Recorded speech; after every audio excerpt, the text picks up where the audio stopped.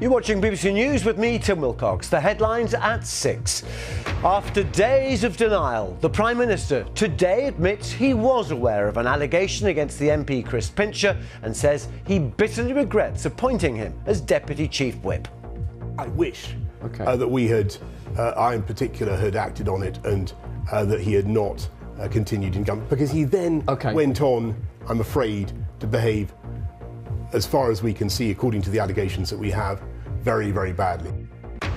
Police say the man arrested in the US state of Illinois after 6 people were shot dead at an Independence Day parade had planned the attack for several weeks. He brought a high-powered rifle to this parade. He accessed the roof of a business via a fire escape ladder and began opening fire on the innocent Independence Day celebration goers. 50,000 people have been put on evacuation alert as floods hit Sydney for the 3rd time this year. And Cameron Norrie, the last Brit standing at Wimbledon, is trying to reach his first ever Grand Slam semi-final, battling the Belgian David Goffin.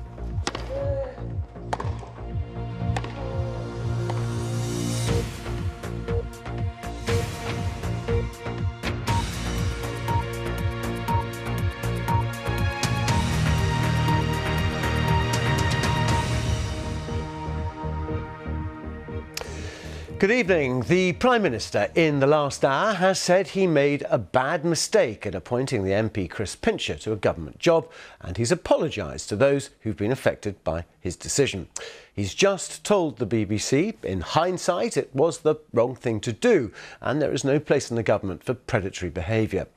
Chris Pincher resigned as Deputy Chief Whip after allegations of sexual misconduct, and he's now been suspended from the Conservative Party. Since the allegations emerged, there's been a growing row over when Mr Johnson was aware of the allegations. Well, it was confirmed today by one minister that Mr Johnson had been told before appointing Chris Pincher to the Whip's office, but had forgotten about it. Mr Pincher has denied all the allegations against him. Well, the Prime Minister made the comments, including that he bitterly regretted appointing Chris Pincher, to our political editor, Chris Mason. Prime Minister, do you accept it was a grave error to appoint Chris Pincher to your government? Yes, I think it was a mistake, and I apologise for it. I think in hindsight it was the wrong thing to do. I apologise to everybody who's been badly affected by it, and I just want to make absolutely clear that there's no place in this government for anybody who is predatory or who abuses their position of power. Did you want to joke, though, Pincher by name, Pincher by nature? Well, what I can tell you is that if I look at the background of this and why I regret it so much, is that about 3 years ago, there was a complaint made against Chris Pincher in the Foreign Office. The complaint was cleared up. He apologised. It was raised with me. Orally, I was briefed on what had happened, and you know, if I had my time again, I would think back on it and recognise that he wasn't going to learn any lesson, and he wasn't going to change. I know that you didn't deny using that phrase there. Prime Minister, this is about truth, isn't it? It's about whether people can believe what you say, and we now know that those who speak for you over the last few days have said things that turned out to be untrue. Did you lie to them? No, and let me explain what happened. So this is we're talking about a series of events over, or series of appointments over several years. So Chris Pincher came into government as Deputy Chief Whip before I became Prime Minister. He was moved to the Foreign Office. He then went on to be a Minister for Housing. Indeed. And we then moved him back to be Deputy Chief Whip. As I say, about 2.5 years ago, I got this complaint. It was something that was only raised with me very cursorily, but I wish that we had, I in particular, had acted on it, and that he had not continued in government, because he then went on, I'm afraid, to behave, as far as we can see, according to the allegations that we have, very, very badly. I'm conscious our time is limited. I'm sorry for those who've been badly affected by it. I'm conscious our time is limited. Let's look at what your spokespeople have said. On Friday, your official spokesman said you were not aware of specific allegations. Bluntly, that wasn't true, was it? Well, what is certainly true, let me tell you what is true. I was aware back in 2019, I was made aware of a specific allegation against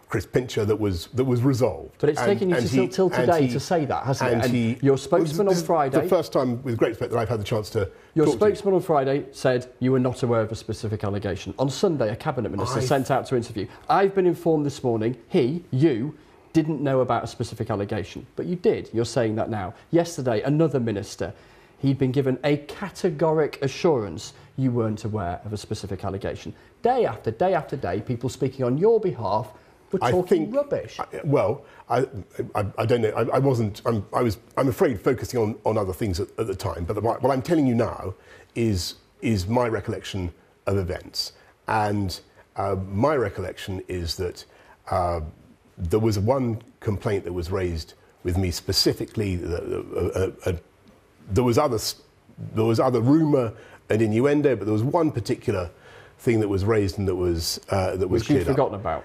And well, it was a long time ago, and it was only raised orally with me. But that, Chris, is no excuse. I mean, I should have acted on it, and I should have made sure that we drew the proper conclusion. And when I look back on it, yeah, I wish. What I wanted was to give Chris Pincher, if not the benefit of that, then the ability to prove that he could do better. Okay. And. Well, an awkward interview for the Prime Minister with Chris Mason there. And in the last few minutes, news that the Health Secretary, Sajid Javid, has just resigned with a letter to the Prime Minister, which our political correspondent Jonathan Blake has read. Jonathan, let's just talk through this letter now, because some very damning comments in it.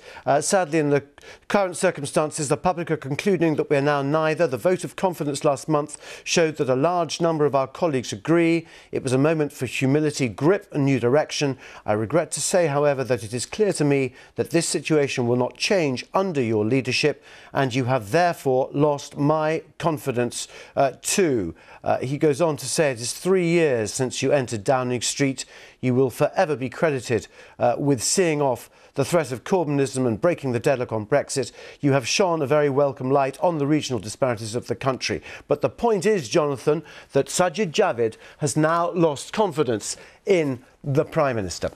Yes, and his resignation is a big moment and a very difficult moment for Boris Johnson. Ever since the Prime Minister won the vote of confidence among Conservative MPs recently, but albeit with about 40% of his own MPs voting against him, he has been immune to any formal challenge to his leadership. So those critics within the party have been looking around for other means as a way to potentially remove him from office and replace him. And at every turn, they have said that the only real trigger for that, under the current rules that the party has and the current circumstances, would be resignations from the cabinet or senior figures within the party going to Boris Johnson and saying, your time is up, we need you to move on. And Sajid Javid has become the first cabinet minister to resign. I say the first, there may not, of course, be any more, but it is a significant moment nonetheless, especially given the reasons he has set out in that letter to Boris Johnson, which you read a portion of just there. He's tweeted just in the last few minutes saying that he's spoken to the Prime Minister to tender his resignation. It's been an enormous privilege to serve in this role, but I regret I can no longer continue in good conscience. Sajid Javid is seen as somebody who is a big beast in cabinet. He's a former Home Secretary. He's a former Chancellor. If you remember, he resigned, or at least did not continue in the job when there was a cabinet reshuffle, because he didn't want to agree to sharing advisors between number 10 and number 11 Downing Street. So an independent-minded individual who was then brought back by Boris Johnson when Matt Hancock resigned as Health Secretary, but now he's taken this decision to resign, and the question will quickly be, will any others follow? Will this be a watershed moment, or will it be a lone figure taking a stand? Well, just on that point, I mean, generally speaking, for somebody to leave a post like this will not have been done in isolation. Well, perhaps not. We don't know if there's any coordinated effort going on. I have to say, we had no hint of this today. There are figures talked about in government who might be wavering, people thought to be on the edge of resignation considering their position. But Sajid Javid has not necessarily been one of those who was seen as the person who would put their head above the parapet and take a stand and step down first.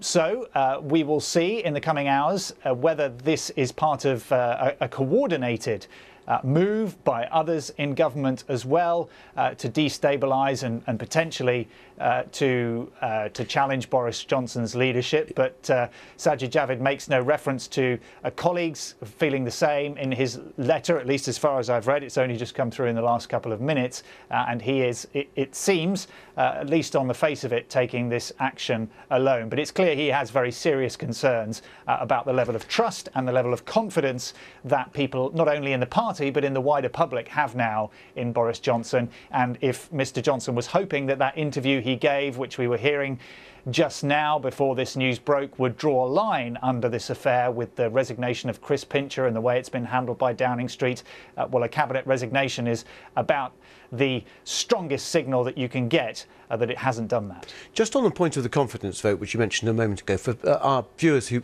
might forget the details of that, just remind us of this, because the confidence vote, Boris Johnson won, as you say, with less support actually than Theresa May, as I understand it, when she had a confidence vote. But crucially now, the 1922 committee, the members are up for re-election, I think, this week, and that could change the way that these matters are dealt with and the time frame, couldn't it? It could. Under the current rules, once a leader has faced a vote of confidence and won, they are safe from any such challenge for 12 months. So Boris Johnson would not, even if all the Conservative MPs that there are were to write a letter calling for a vote of confidence, would not, under the current rules, face a vote and any subsequent leadership challenge. But there have, as you point out, been moves to by critics of Boris Johnson to get elected to the committee of the 1922 backbench committee, which is effectively in charge of overseeing any leadership challenge, to potentially change the rules or somehow orchestrate a challenge to his leadership outside the current rules. And one MP said to me today that the way Downing Street was going about things in the last few days would only serve to hasten that process. But there has also been an operation by Boris Johnson's supporters to ensure that not too many of those of his critics get elected and things stay as they are. Jonathan, I'm just going to interrupt you. Rishi Sunak has just announced his resignation as well. He has, the public rightly expect government to be conducted properly, completely and seriously. I recognise this may be my last ministerial job, but I believe that these standards are worth fighting for, and that is why I am resigning. The letter below that to the Prime Minister. Jonathan, I'm not sure if you have got access to this, but, well, my goodness, Home Secretary, Health Secretary and the Chancellor. It's about as bad as it could be for Boris Johnson right now. 2 cabinet resignations in quick succession. On the face of it, it appears to be a coordinated move by cabinet figures to leave government, resign, and send a message to Boris Johnson that they clearly don't have confidence in his leadership and don't feel that they can serve in the cabinet under his leadership any longer. Rishi Sunak was, until relatively recently, seen as the man most likely to take over from Boris Johnson if there were to be a leadership contest, but he ran into his own difficulties, not only with his and his family's financial affairs, but with the decisions he's taken as Chancellor as well. And if you'll give me a moment, I'm just being handed what I think is Rishi Sunak's letter of resignation alongside Sajid Javid's. And Mr. Sunak clearly believing too that he can't continue in government and has taken the decision to resign. He says at the end of his letter, "I firmly believe the public are ready to hear the truth, and our people know that if something is too good to be true, then it's not true. They need to know that whilst there's a path to a better future, it's not an easy one." He's talking here, I think, about economic policy and general taxation. And in preparation for our proposed joint speech on the economy next week, which was a big moment in the diary, something of a reset for Boris Johnson's premiership, it's become clear to me that our approaches are fundamentally too different. So he is talking there about matters of policy, but there may well be matters of principle at play in his resignation too. And he signs off by saying, "I'm sad to be leaving government, but I've reluctantly come to the conclusion that we cannot continue like this." Jonathan, bear with me. You're watching BBC News. We welcome at this moment viewers from our BBC World News channel as well. A dramatic moment in British politics at this hour. In the last 20 minutes or so, the British Health Secretary and the British Chancellor have resigned from the cabinet of Boris Johnson. A moment of great seriousness, a great gravity for Number 10 and Boris Johnson.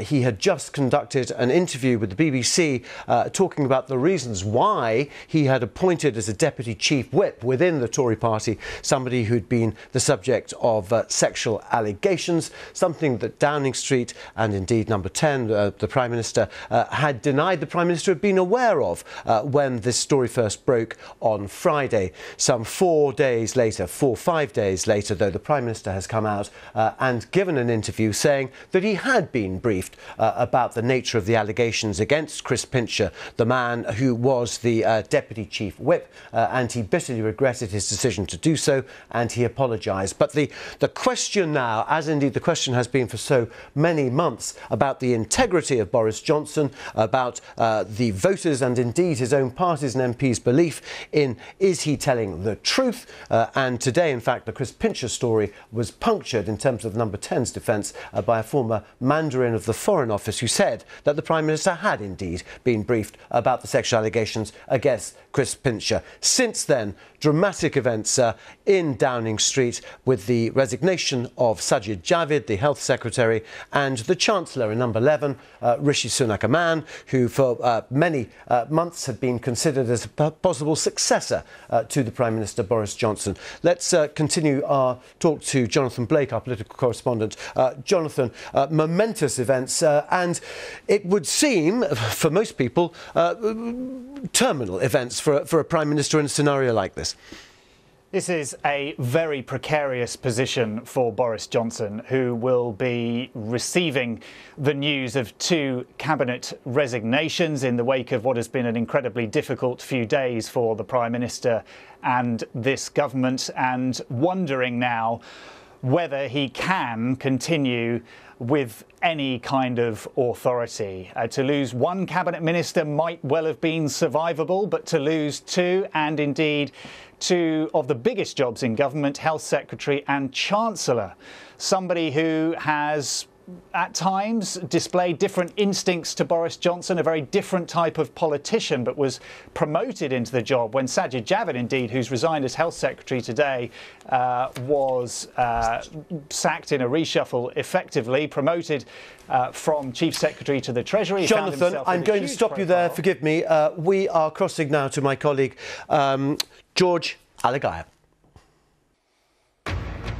Breaking news this evening. The Chancellor Rishi Sunak and the Health Secretary Sajid Javid resigned from the Cabinet, telling the Prime Minister the tone he sets reflects on his colleagues and party. Hours after attending this morning's Cabinet, Sajid Javid said the Conservatives are no longer seen to be acting in the national interest. The resignation comes as the Prime Minister admits it was a mistake to promote the MP Chris Pincher, despite knowing of previous complaints about him. I think it was a mistake, and I apologise for it. I think in hindsight it was the wrong thing to do. But for days, the Prime Minister's colleagues have been telling us he didn't know about the allegations. Day after day after day, people speaking on your behalf were talking rubbish. Well, I don't know. I wasn't. I'm afraid focusing on other things at the time.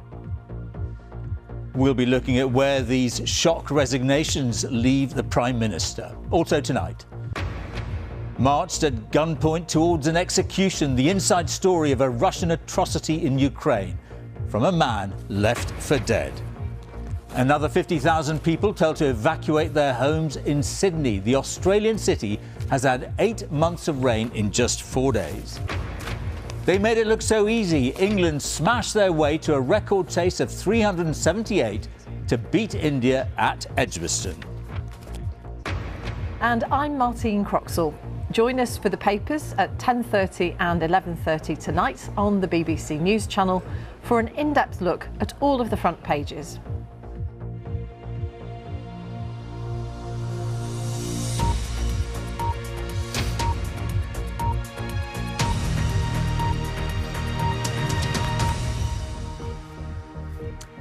Good evening and welcome to the BBC's News at 6. In the last few minutes, the Chancellor Rishi Sunak and Health Secretary Sajid Javid have both resigned.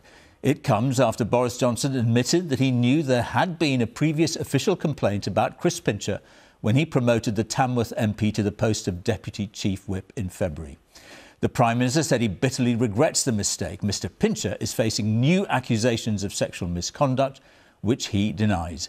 In the last few days, Number 10 had been accused of misleading us about exactly when and what he knew about those complaints. And this morning, a former senior civil servant piled on the pressure, saying Mr Johnson had been briefed at the time of the previous complaint.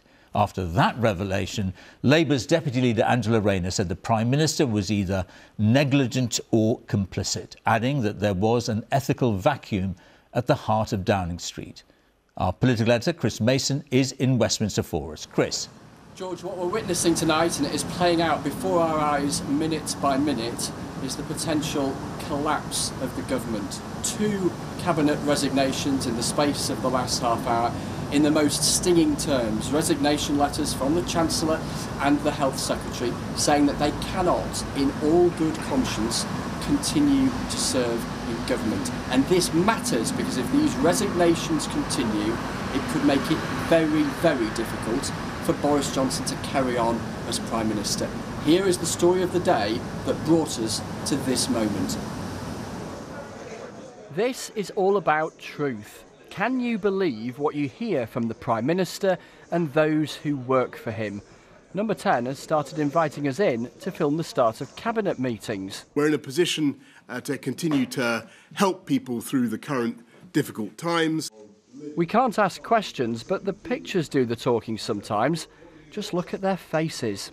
And here's why. They'd just heard what you're about to hear. A former senior civil servant who says Downing Street has not been telling the truth. They need to come clean. I think that the language is ambiguous, the sort of telling the truth and crossing your fingers at the same time and hoping that people are not too forensic in their subsequent questioning. And I think that is not working. Here's why Lord MacDonald is so angry. After Chris Pincher's resignation on Thursday evening, we've had a constantly changing story about what the Prime Minister knew and when. On Friday, Boris Johnson's official spokesman told us the Prime Minister was not aware of specific allegations about Mr Pincher before his appointment as Deputy Chief Whip in February. The spokesman added, in the absence of any formal complaint, it was not appropriate to stop an appointment on the basis of unsubstantiated allegations. And on Sunday, a Cabinet Minister was sent out to answer questions. I've been informed this morning he did not know about specific allegations. Who has told you with certainty the Prime Minister didn't know about the allegations? Somebody from the Number 10 press office. Yesterday, more ministers were sent out to defend the line. I have been given a categorical assurance that the Prime Minister was not aware of any specific allegation or complaint made against the former Deputy Chief Whip, Chris Pincher. But hours later, Downing Street changed their tune, saying the Prime Minister was aware of media reports and some allegations that were either resolved or did not progress to a formal complaint. By this morning, Lord MacDonald was categoric. Mr Johnson was briefed in person.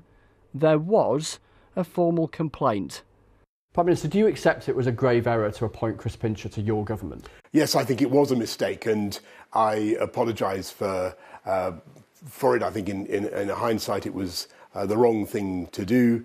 I apologise to everybody who's been badly affected by it, and I just want to make absolutely clear that there's no place in this government for anybody who is predatory or who abuses their position of power. Your spokesman on Friday said you were not aware of a specific allegation. On Sunday, a cabinet minister sent out to interview. I've been informed this morning you didn't know about a specific allegation, but you did. You're saying that now. Yesterday, another minister, he'd been given a categoric assurance you weren't aware of a specific allegation. Day after day after day, people speaking on your behalf were talking rubbish. I don't know. I wasn't. I'm afraid focusing on other things at the time. But what I'm telling you now is my recollection of events, and my recollection is that there was one complaint that was raised with me specifically.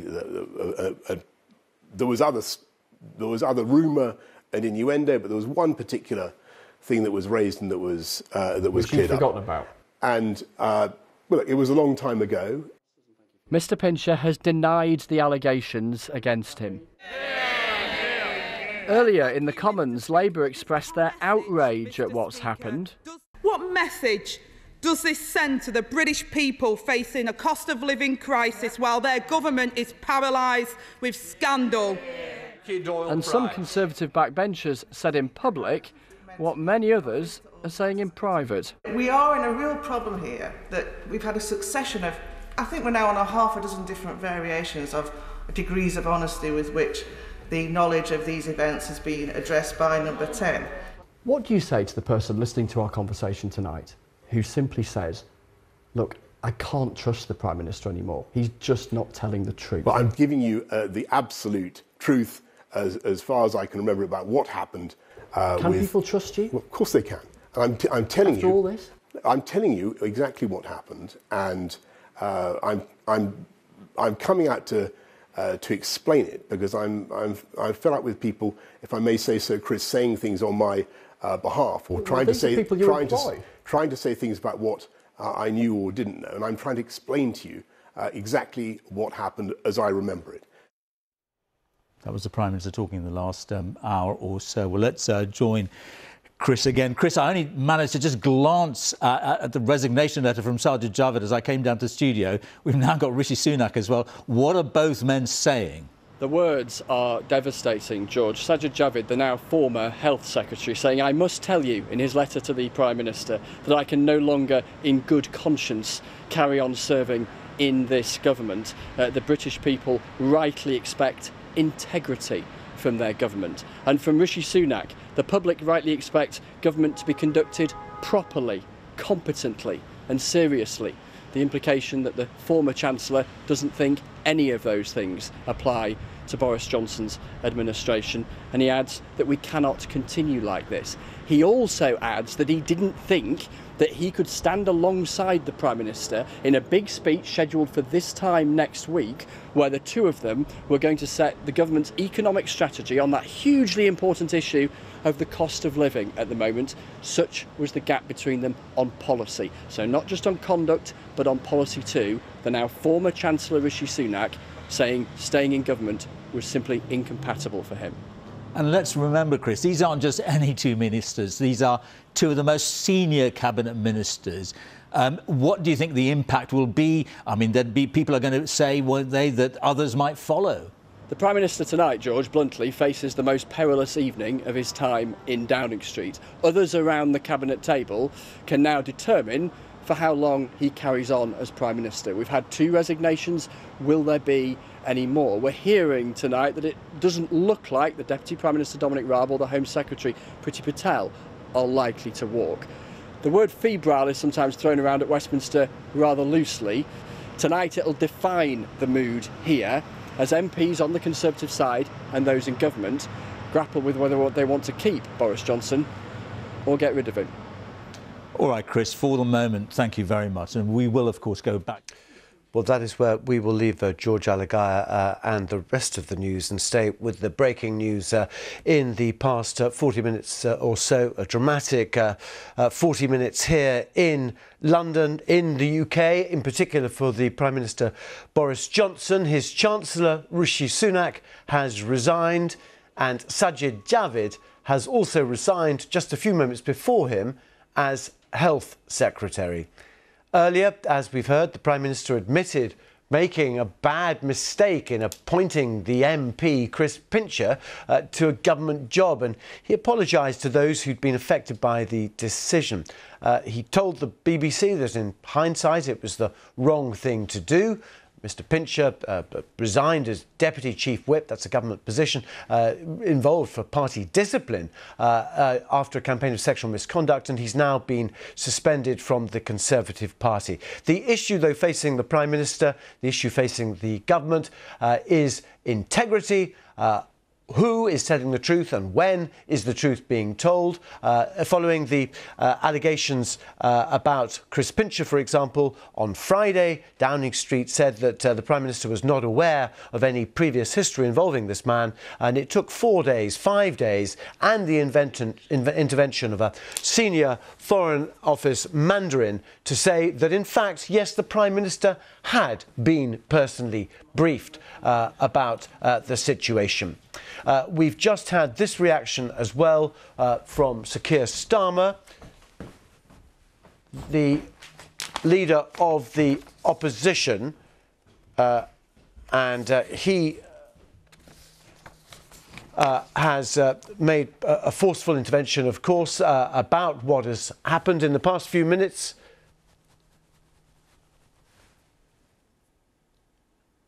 I think we can, in fact, now talk to Kate Maltby, the journalist who can give us her reaction about these, extraordinary, engulfing events for Number 10, it would seem, Kate. Yes, I mean, this is an extraordinary day in politics, isn't it? I think it's important to recognise that there are two broad issues coming together, two very long-term problems in Westminster that have come to a head today. The first is a very long-running issue of the culture of sexual harassment, and particularly the cover-up, the abuse and the cover-up of it by people who hold power in Westminster. That's something that people like myself have been raising concerns about for at least 5 years, since the Me Too movement, the Harvey Weinstein moment crossed the pond, and actually before that. Separately, however, and I say that because we have to remember the crisis for Boris Johnson this week is really about what he did and didn't know about someone who is now accused of multiple counts of sexual harassment. And we have to remember that there are victims in this, real people who are at the heart of this story. However, secondly, of course, there is the particular issue over ethics that has dogged Boris Johnson as an individual, as a leader of government, for a long time, but really has been the running story politically of this government ever since the Owen Paterson affair before Christmas last year. Your viewers will remember the lobbying scandal and in particular... So I just want to interrupt, Kate, because we just heard from an ally of Liz Truss, the Foreign Secretary, that she is 100% behind the Prime Minister, following, of course, the resignation of the Health Secretary and the Chancellor. Liz Truss, the first to come out now saying she's 100%. Be interesting to see which other cabinet ministers come out and how quickly on this one as well. If I may just take you back to the sort of the shock of the resignation. You spend a lot of time in Westminster. You hear the gossip. Did anyone see this coming from Sajid Javid in particular? What I'd been told very recently was that people were expecting Sajid Javid to keep a bit quiet because although he has resigned on principle before, and you'll have to remember he was someone who refused to work effectively with Dominic Cummings and was respected by a lot of people for resigning from Boris Johnson's government recently. When he came back, it was widely considered that he'd been damaged by his own admission that previously, while he was not working in politics, he had held non-dom status. And I think a lot of people were expecting him to be a leadership contender, were expecting him to be someone who would be bolder and braver in confronting Boris Johnson earlier. And then there were questions about whether or not he was a wounded figure, whether he was strong enough after that revelation. And, you know, it's interesting to see he's clearly made a decision. Rishi Sunak, on the other hand, if you read the letter closely, and I have now looked carefully at both of these letters, his letter really focuses on the economy. He really highlights strong disagreements that he clearly has with Boris Johnson over that. And he says that he would have been uncomfortable giving a joint announcement on the economy, I think, next week. So those are very different types of letters. And actually what it reads like at first glance is that Rishi Sunak is someone who had been thinking carefully about those economic disagreements, preparing to resign over them, possibly mulling that. And then Sajid Javid has come out, done this, resigned on principle over the much broader ethical issues. And Rishi Sunak has had to follow very quickly. Mark Harper, the former Chief Whip, who's been a vocal critic of the Prime Minister since then, has just spoken about the resignations, honourable decisions made by honourable men. The Conservative Party still has so much to offer to our country. It is time for a fresh start.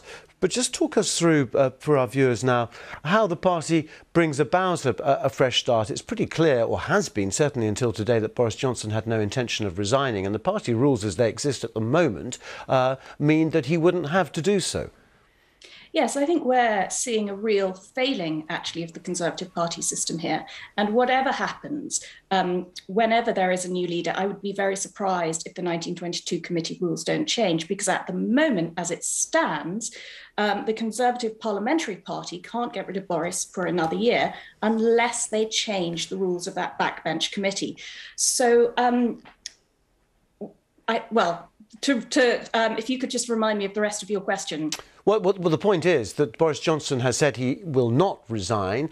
You have the membership of the 1922 committee up, I think, this week sometime. And critics and rebels against Boris Johnson have said that they want to fill those posts to change the rules. But what I'm saying is, until then, though, the system as it exists at the moment and within the Conservative Party is that the Prime Minister, having lost his Chancellor and indeed his Health Secretary, is able to carry on and appoint new people. Yes, and I think that represents a real political crisis for the entire country. It's a constitutional problem, not just a problem for the Conservative Party. And frankly, it rather feels as if the entire country, the economy, is being held hostage by the organisational rules of the Conservative Parliamentary Party, because Boris Johnson, of course, now has to replace those two ministers, Health Secretary, Chancellor. Those are big jobs to fill at a time when it increasingly seems like he can't command the confidence of what sounds now like a majority of his parliamentary party. So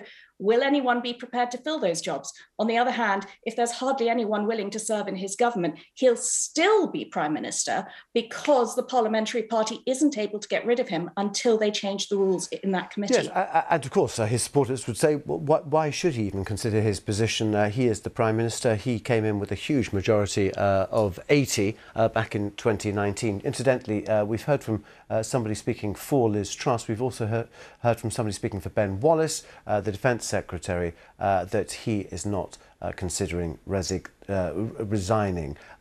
So those two positions are clear. When it comes to integrity and the conventions in Parliament about misleading Parliament, one is never allowed, for our foreign viewers on BBC World, one's never allowed to accuse somebody of lying, but one can mislead the House, and if you mislead the House, that is normally a resigning offence, isn't it? How many times has that happened, do we think? Well, I would also point out that the Nolan principles of public life require that ministers should be honest.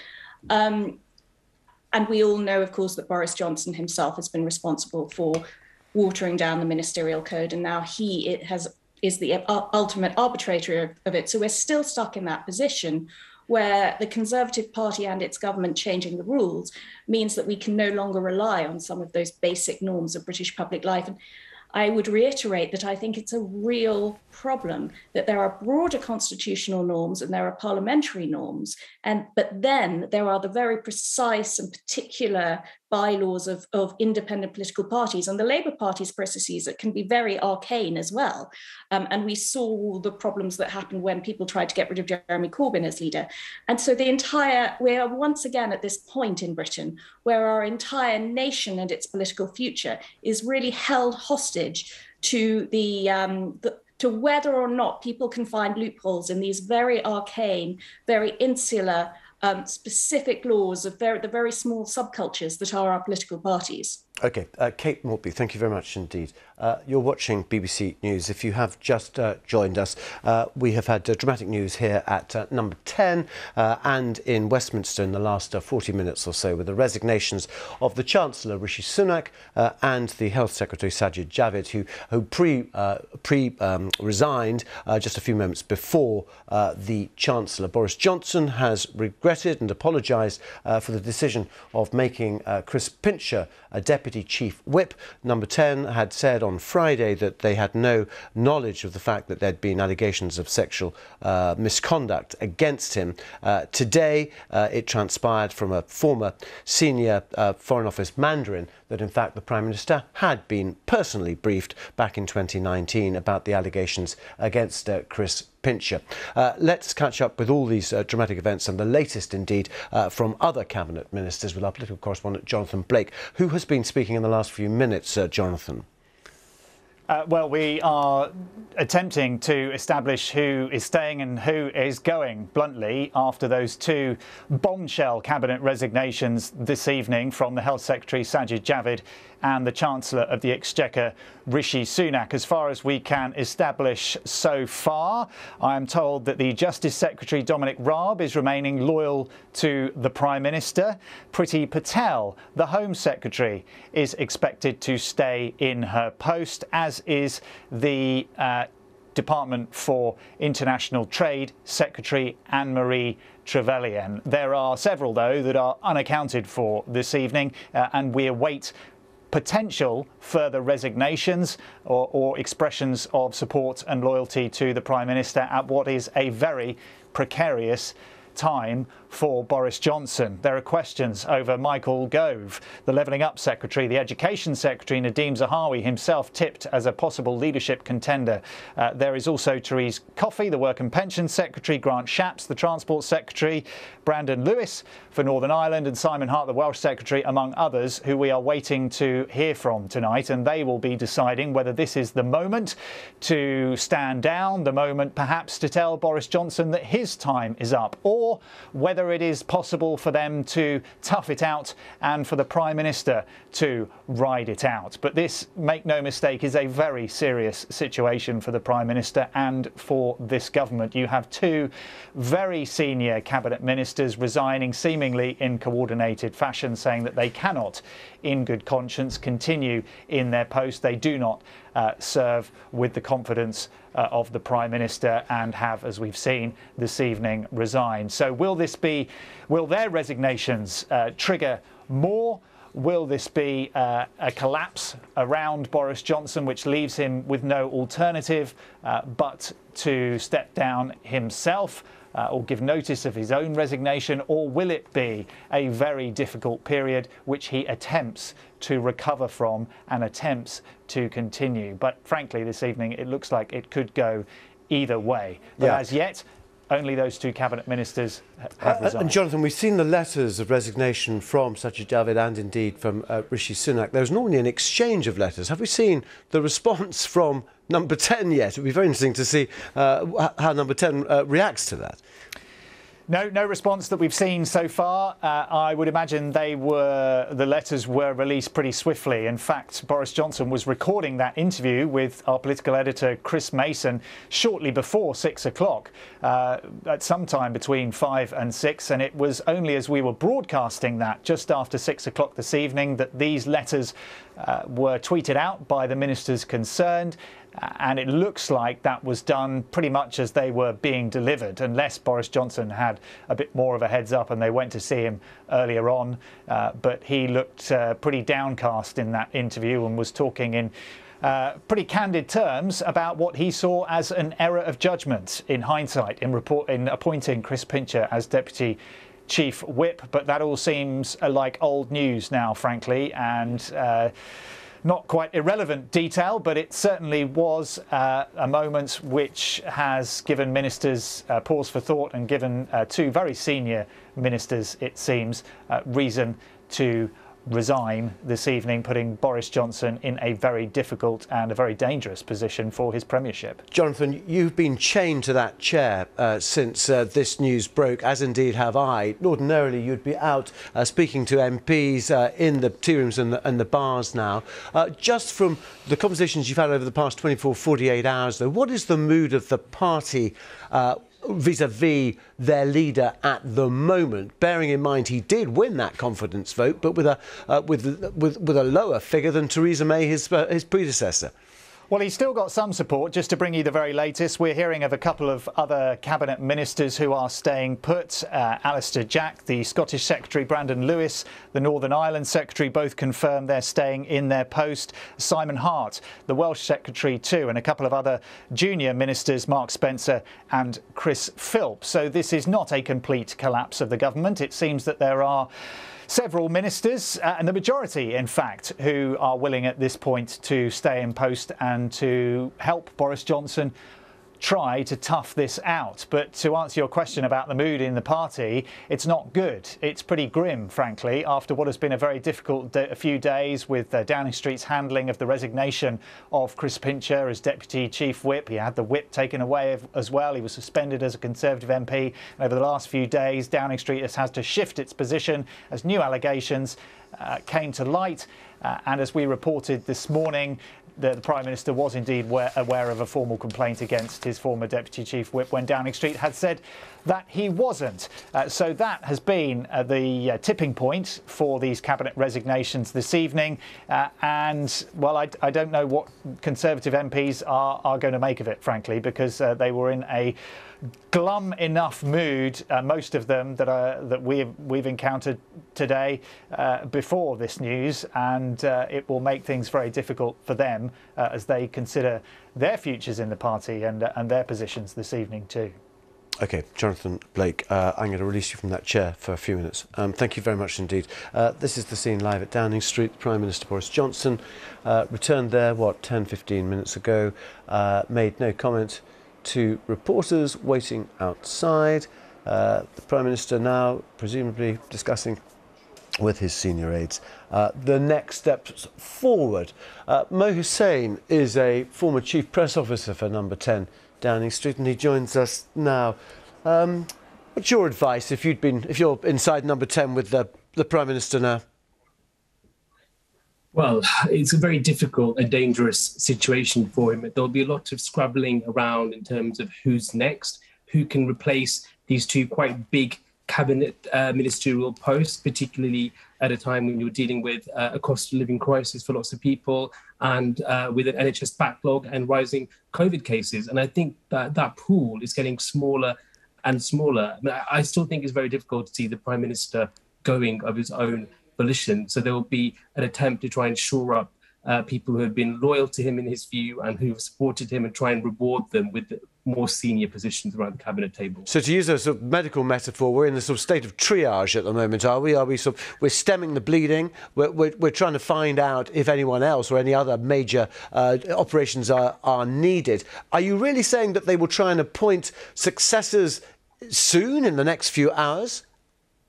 I think if you want to try and show that there is some semblance of government and business as usual and trying to get on with the job, and you will have heard a lot about the tax cut being made tomorrow and other domestic announcements that may now be brought forward, then a part of that will be you don't want to leave these two posts lingering for too long, because it gives the impression that nobody wants these jobs and nobody wants to work with you in your government. That will be the attempt. Whether it is successful or not is an entirely other question. And if there are other ministers and if you see a bit of a domino effect, then the pressure will continue to build. So whatever Number 10 do won't really matter, because if the pressure is so intense and it's already quite a high bar, then I think there'll be even more challenging questions for the Prime Minister rather than who sits around the cabinet table. OK, Mo Hussein, would you stay with us, please? Because I would like to turn now to Lord Heseltine, who joins us by phone. Lord Heseltine, you have lived through many political crises and leadership crises. What do you make of events today? Well, I think that from the moment that 148 backbenchers voted against Boris Johnson and Michael Howard and William Hague, as former leaders of the party, called for him to go, the end was inevitable. But my sort of experience of the last few days has been, in one public event I was in London this week, 12 people came up to me and asked what on earth was going to happen to the Conservative Party. I've never known anything like that. It was like a sort of boil about to burst. You know, you knew that something dramatic was going to happen.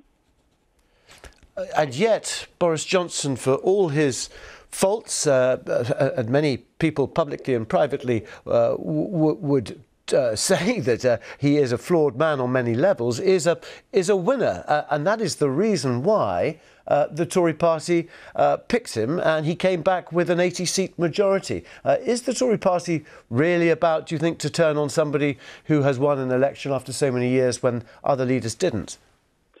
The Tory party is the most successful democratic force in politics. It has won more elections and therefore power over a longer period than any other equivalent political party. It has an instinct for survival, and they know that under Boris they will not win the next election. It's difficult to win under anybody, but the real cancer at the heart of this dilemma is Brexit. And I coined the phrase, if Boris goes, Brexit goes, because this is characteristic of the way Boris has actually run his life. There has always been a total indifference to the truth and a sense of integrity. And the underlying dilemma facing this country at the heart of its economic dilemmas and therefore living standards is actually this momentous deal called Brexit, which, of course, has undermined Britain's economy and our standing in the world. So the real issue, and this is the problem for the Tory party, is they're going to have to shake themselves loose of the Brexit label. Otherwise, they're going to see, as we saw in the recent by-election, that the Lib Dems are going to eat into their southern seats. Boris Johnson, though, as we know, was ambivalent about Brexit. He wrote 2 letters, didn't he? One supporting, one against. But again, I go back to my point. He won for the Tory party a majority of 80. Yes, but you see, you've made the point that he didn't really care either way which way it went. But he wrote the 2 letters in order to see which one suited the political mood. And he chose the one that suited the right wing of the Conservative Party in certain major national newspapers. And he did win. I'm the first to say that. But how did he win? On a pack of lies. And it is those lies that are now bearing in on the British people, who realise, and a majority of the polls now clearly recognise, that leaving the European Union was a catastrophic mistake. Certainly until today, the Prime Minister's always said that he would never resign. The rules in the Tory party mean that he wouldn't have to resign for a year after this no-confidence vote. What advice do you think he will be getting within Number 10 at the moment? And indeed, in terms of precedents, he presumably could carry on, appoint a new Chancellor, appoint a new Health Secretary, and carry on.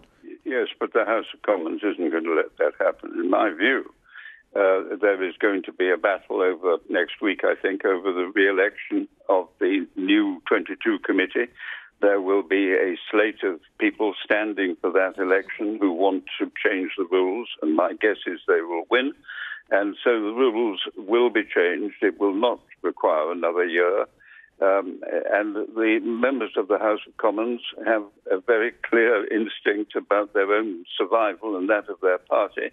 And they know perfectly well that in the constituencies and in the Conservative Party particularly, the atmosphere is toxic.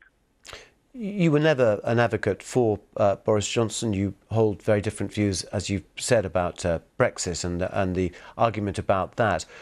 In your view, was he the right man ever to lead the Conservative Party? I only ask you because over many decades of speaking to very senior Tories, in my experience, people ruled him out, certainly 15, 20 years ago, as completely the wrong sort of character to lead the party. Well, I have time and again in public said that I know Boris well. He took over my constituency. I like him. I get on well with him on a personal level. But that is often the case with real rogues. They can be entertaining and good company, providing you can live with the lack of integrity. And I think that as Mayor of London, he did a good job for the Conservative Party. But your point is the crucial one about the two letters. That showed to me a lack of integrity about the big issues, and that is a Prime Minister you can't escape. I mean, the idea that Boris Johnson has overturned the policy that I have followed under Conservative leaders from Churchill is extraordinary. It is an absolute abdication of national self-interest. And for those supporters of Boris Johnson, of whom there are many, and including cabinet secretaries, other cabinet secretaries who say they're not going to resign today, who would say to you, the Prime Minister is having to deal with a cost of living crisis, the war in Ukraine, all the other issues, the economic and energy crisis as well. Now is not the time to replace him. How would you answer them? Well, the war in Ukraine will not be influenced by Boris's position. The West will supply equipment to an appropriate level, and this country will play its part, whoever is Defence Secretary in that. On the cost of living crisis, well, of course, Brexit is at the heart of that. I mean, if you see the pound depreciated the scale that it has sent the costs of imports significantly increasing.